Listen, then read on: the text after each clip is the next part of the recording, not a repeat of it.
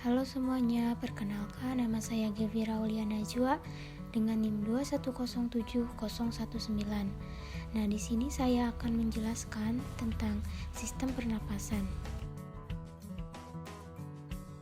Sistem pernapasan pada manusia adalah sekumpulan organ yang terlibat dalam proses pertukaran gas oksigen dan karbon dioksida dalam darah.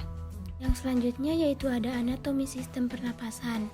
Yang pertama yaitu ada hidung. Hidung adalah gerbang utama keluar masuknya udara setiap kali Anda bernapas. Selain dari hidung, udara juga bisa masuk dan keluar dari mulut. Yang kedua yaitu ada faring. Faring adalah tabung di belakang mulut dan rongga hidung yang menghubungkan keduanya ke saluran pernapasan lain yaitu trakea. Yang selanjutnya yaitu ada laring. Laring adalah rumah bagian pita suara, letaknya tepat di bawah persimpangan saluran faring yang membelah menjadi trakea dan kerongkongan. Nah, laring juga memiliki dua pita suara yang membuka saat kita bernapas dan menutup untuk memproduksi suara. Yang selanjutnya itu ada trakea. Trakea adalah bagian terpadu dari jalur nafas dan memiliki fungsi vital untuk mengalirkan udara dari dan menuju paru-paru untuk pernapasan. Trakea atau batang tenggorokan adalah tabung berongga lebar yang menghubungkan laring ke bronkus paru-paru. Panjangnya sekitar 10 cm dan diameternya kurang dari 2,5 cm.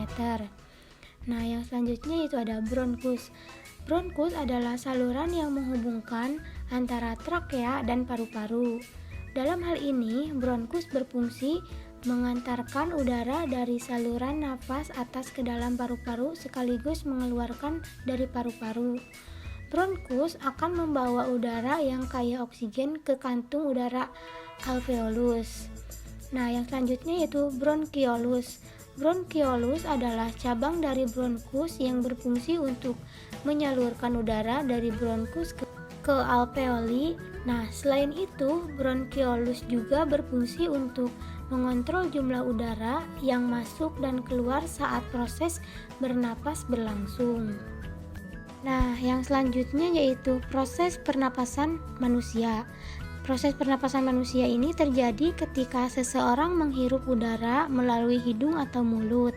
Nah, setelah itu, udara tersebut akan masuk menyusuri jalur udara hingga memasuki paru-paru. Proses menghirup udara ini disebut dengan inhalasi. Ketika inhalasi, otot diafragma akan turun dan membuat efek vakum sehingga udara memasuki paru-paru.